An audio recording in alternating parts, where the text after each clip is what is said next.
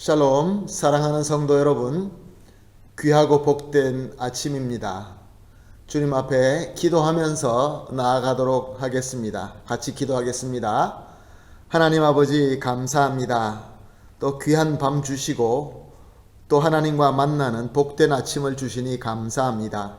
하나님 아버지, 오늘도 하나님 앞에 찬양 드리고 기도하고 말씀 보면서 하나님께서 주시는 놀라우신 은혜를 체험할 수 있게 하여 주시옵시고, 특별히 이 어려운 시대를 이겨낼 수 있는 능력을 주시어서 우리 모든 성도님들이 영육간에 강건하실 뿐만 아니라 주님께서 주시는 능력과 실력으로 이 세상에서 귀한 복의 통로가 되게 하여 주시옵소서. 감사하며 예수님의 이름으로 기도합니다. 아멘. 하나님 앞에 찬송하시겠습니다. 435장 나의 영원하신 기업 생명보다 귀하다. 435장 함께 찬송합니다.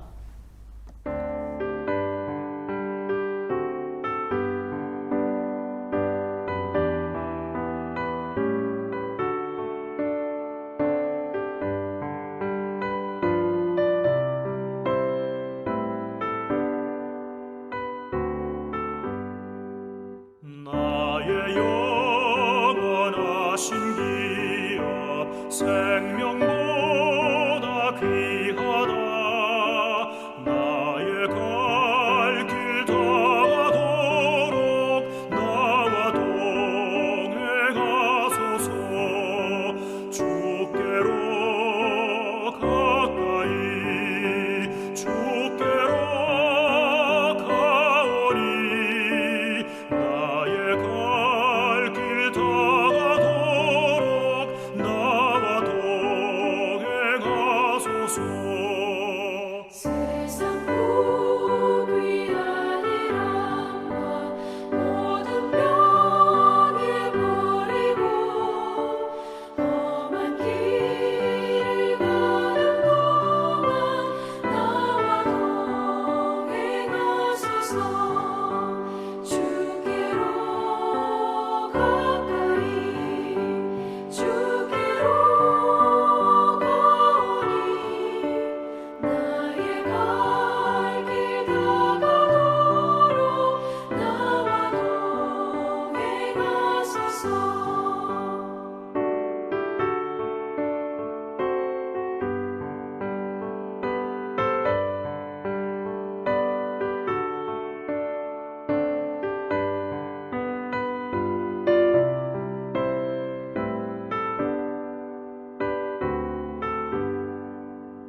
어둠 몰짝 지나가며 험한 바다 건너서 천국문에 이르도록 나와 동행하소서.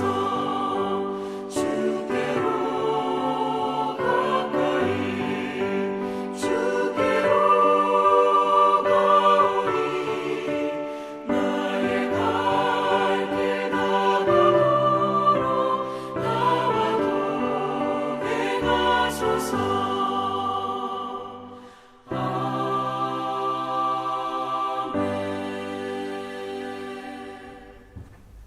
아멘. 할렐루야. 오늘 함께 보실 말씀은 이사야서 7장 10절에서 17절 말씀입니다. 이사야서 7장 10절에서 17절 말씀 우리 함께 보시겠습니다. 여호와께서 또 아하스에게 말씀하여 이르시되 너는 내 하나님 여호와께 한 징조를 구하되 깊은 데에서든지 높은 데에서든지 구하라 하시니 아하스가 이르되 나는 구하지 아니하겠나이다. 나는 여호와를 시험하지 아니하겠나이다 한지라. 이사야가 이르되 다윗의 집이여 원하건대 들을지어다. 너희가 사람을 괴롭히고서 그것을 작은 일로 여기고 또 나의 하나님을 괴롭히려 하느냐. 그러므로 주께서 친히 징조를 너희에게 주실 것이라. 보라, 처녀가 잉태하여 아들을 낳을 것이요 그의 이름을 임마누엘이라 하리라. 그가 악을 버리며 선을 택할 줄 알 때가 되면 엉킨 젖과 꿀을 먹을 것이라. 대저 이 아이가 악을 버리며 선을 택할 줄 알기 전에 내가 미워하던 두 왕의 땅이 황폐하게 되리라. 여호와께서 에브라임이 유다를 떠날 때부터 당하여 보지 못한 날을 너와 내 백성과 내 아버지 집에 임하게 하시리니 곧 아수르 왕이 오는 날이니라. 아멘. 오늘 본문을 보니까 아하스 왕이 아람과 북이스라엘 동맹군이 쳐들어온다고 할 때에 유다는 절대로 망하지 않을 것이다 라는 하나님의 말씀을 믿지 못하는 것을 볼 수 있습니다. 그래서 이 아하스 왕은 당시의 최강국이었던 아수르 제국을 더 믿고 아수르 제국을 의지하고 그들에게 도움을 청하게 됩니다. 하나님보다 세상적인 계산적인 것을 더 믿는 사람들에게 나타나는 전형적인 방법입니다. 하나님의 말씀과 하나님의 은혜가 있음에도 불구하고 세상의 공식대로 인간의 지혜로 계산하고 그것을 더 믿는 사람들의 반응인 것이죠. 그런데도 하나님께서는 오늘 본문 말씀에 그를 책망하지 아니하시고 오히려 이사야를 보내셔서 더 복된 말씀을 주시는 것을 볼 수 있습니다. 11절 본문 말씀을 보면 11절 본문 말씀은 이런 뜻입니다. 그렇게 나를 믿을 수 없느냐? 어떻게 하면 내가 너를 믿게끔 할 수 있겠느냐? 너가 믿을 만한 그런 징조를 달라고 나한테 구하라. 그럼 내가 너에게 줄 것이다. 네가 원하는 징조는 도대체 무엇이냐? 너의 상태를 생각할 필요 없이 높은 데 있든지 낮은 데 있든지 깊은 데 있든지 상관하지 말고 구해봐라. 하나님께서 말씀하십니다. 정말로 하나님의 인정이 넘치고 정말 극진한 사랑을 느낄 수 있는 하나님의 말씀인 것입니다. 그렇게 믿지 않고 그렇게 거부하는데도 불구하고 하나님께서는 우리에게 계속적으로 찾아오셔서 말씀을 주시는 우리 하나님의 신실한 우리 하나님의 모습을 우리가 볼 수 있는 것입니다. 그런데 12절에 아하스의 답이 참 멋있어 보입니다. 나는 구하지 아니하겠나이다. 나는 여호와를 시험하지 아니하겠나이다. 신명기 6장 16절에 주 너의 하나님을 시험하지 말라 이 말씀을 인용하여서 고백한 것입니다. 이것을 보면서 아하스 왕은 하나님의 말씀을 알고 있던 사람이라는 것을 우리는 알 수 있습니다. 말씀을 알아서 자기 삶 속에서 말씀을 인용할 줄 아는 아주 우리가 보기에는 겸손한 것 같고 믿음이 훌륭한 것 같이 보일 수 있습니다. 그러나 사실 이것은 겸손을 가장한 위선일 뿐이었습니다. 왜냐하면 아하스는 사실 하나님의 말씀, 즉 이사야가 전하는 그 말씀이 하나님의 말씀이라는 것을 믿지 않았습니다.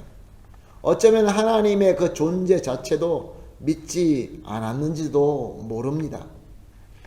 그런데 이렇게 자기 마음에는 없지만, 그런 믿음이 없지만 하나님의 말씀을 알고 말씀을 인용하며 겸손하게 보이는 것은 그가 유대인의 왕이기 때문에 그렇습니다. 백성들에게는 하나님을 믿는 것처럼 하나님의 말씀을 알고 겸손한 것처럼 보여야 되었기 때문에 그렇습니다. 그래서 그는 하나님의 말씀을 인용하여 겸손하게 고백을 하였지만 결론적으로는 나는 하나님 말씀을 거부하겠다라고 고백하고 있는 것입니다. 자, 이럴 때 하나님은 어떻게 하십니까? 근데 오늘 본문 말씀에 이사야를 통하여 하나님께서 주시는 말씀은 놀랍습니다. 이사야는 이 아하스의 왕의 본심을 알고 있기 때문에 13절 말씀을 보게 되면은 그는 아하스 왕을 꾸짖고 있는 것을 볼 수 있습니다. 그동안 너의 불신앙으로 사람을 괴롭게 하더니 이제 하나님까지도 괴롭게 하고 있느냐라고 그렇게 지적하고 있는 것입니다. 그러나 하나님께서 주시는 말씀은 이사야와 틀립니다. 다릅니다.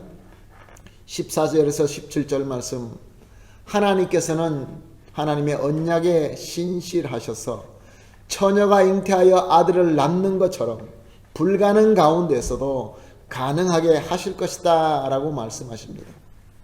하나님께서 함께 하시는 이 놀라운 하나님의 기적, 가능하지 않는 것 같은데 가능하게 만든 그 기적을 임마누엘이다 라고 밝혀주십니다. 즉 하나님께서 그들의 불신과 죄악 가운데 있음에도 불구하고 절대로 그들을 버리지 아니하시고 함께 해주신다라는 말씀입니다. 사실 이 말씀은 이중적인 예언이 들어있는 하나님의 말씀입니다. 당시 그 유대인들에게는 하나님께서 함께 하심으로 말미암아 그 불가능한 상황 속에서도 하나님께서 유대 백성을 지켜주시고 공격해 오는 그 두 동맹국을 하나님께서 다 멸망시키겠다라는 그러한 예언의 말씀이고, 더 나아가서는 문자 그대로 하나님께서 처녀를 통하여 참 임마누엘이신 예수 그리스도를 보내주시겠다라는 말씀인 것입니다.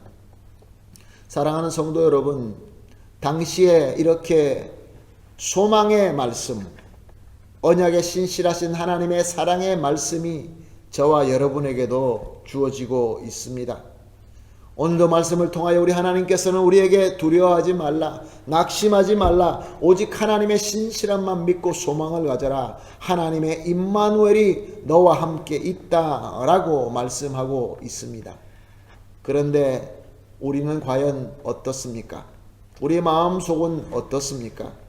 어쩌면 우리도 아하스 왕처럼 세상에 사람들이 사용하는 계산법 가지고 세상의 흐름에 그 어떤 힘의 방법을 가지고 하나님의 뜻이 아니라 하나님께서 원하시지 않는다는 것을 알고 있음에도 불구하고 은근히 아수르의 힘에 의지하고 세상 힘에 의지하고 동참하고 있지는 않습니까? 심지어 우리는 말씀에 대한 지식으로 말미암아 그럴듯하게 신앙 고백을 할 수도 있습니다. 그러나 우리가 하나님을 어떻게 속일 수 있겠습니까? 나의 불신과 나의 이중성을 숨기는 도구로서 하나님의 말씀을 사용하고 있을 때는 있지 않습니까? 그런데 더 놀라운 것은 이런 우리의 못난 모습, 우리의 이렇게 추하고 이중적인 모습을 하나님께서 다 아심에도 불구하고 하나님께서는 우리와 임마누엘로 함께 하신다라고 선언하고 있습니다. 우리에게 임마누엘의 은혜를 주신다라고 말씀하고 계십니다. 항상 우리와 함께 하시는 하나님의 사랑과 은혜가 지금 저와 여러분에게 임하고 있다라는 말씀입니다. 그리고 더욱이 은혜의 시대에 살고 있는 저와 여러분에게는 우리와 항상 함께 하신다고 이미 약속하시고 우리와 함께 하시는 예수 그리스도의 임마누엘의 능력이 우리와 함께 있는 것입니다. 그러므로 사랑하는 성도 여러분, 그 어떤 위기가 닥쳐온다 할지라도 인간의 계산으로 아무리 봐도 불가능하게 보인다 할지라도 우리 예수 그리스도의 임마누엘의 능력이 우리와 함께 하기 때문에 하나님께서는 하나님의 백성으로 하여금 이 모든 위기를 이기게 하실 뿐만 아니라 우리의 승리로 말미암아 하나님께서 영광 받아 주실 줄로 믿습니다. 그러므로 오늘 우리가 이렇게 기도합시다. 세 가지 기도 제목을 같이 나눕니다. 우리 합심하여서 이 세 가지 제목을 놓고 기도하겠습니다. 첫 번째는 나의 불안과 나의 불신을 위장하는 가짜 겸손, 외식들, 이런 것들을 온전히 버릴 수 있게 하여 주시옵소서라고 간구하십시다. 두 번째 기도는 오직 주님의 임마누엘의 사랑과 은혜만 믿을 수 있게 하여 주시옵소서. 그리고 마지막으로 주시는 임마누엘의 능력으로 말미암아 두려움과 낙심에 빠진 이 시대, 이 팬데미아 때문에 어려워하는 이 시대에 임마누엘로 인도하는 인도자가 되게 하여 주시옵소서. 이렇게 세 가지 기도 제목을 놓고 합심하여서 기도한 이후에 개인적으로 기도하도록 하겠습니다. 우리 같이 기도하겠습니다. 기도합니다. 하나님 아버지 감사합니다. 우리 하나님의 사랑과 인내하심이, 우리 하나님의 신실하심이 얼마나 위대하신지 오늘 말씀을 보면서 깨닫게 하시고 이렇게 감사함으로 머리 숙이게 하여 주시니 감사합니다. 그러나 하나님 아버지, 그동안에 나의 가짜 겸손, 실제로는 내 마음속에 불안과 불신이 있었지만 그것을 위장하는 나의 외식들이 얼마나 많이 있었는지요. 주여, 이 모든 것들을 온전히 버릴 수 있게 하여 주시옵소서. 그리고 하나님 아버지, 오직 우리 주 예수 그리스도의 임마누엘의 사랑과 은혜만 믿게 하여 주시옵소서. 또한 하나님 아버지, 지금 우리가 살고 있는 이 시대는 두려움과 낙심으로 혼란한 어두운 시대에 살고 있습니다. 하나님 아버지, 임마누엘의 능력을 받아서 우리가 이제 이 세상에 나아가서 우리 주 예수 그리스도의 임마누엘로 인도하는 그러한 인도자가 다 되게 하여 주시옵소서. 감사하며 예수님의 이름으로 기도합니다. 아멘.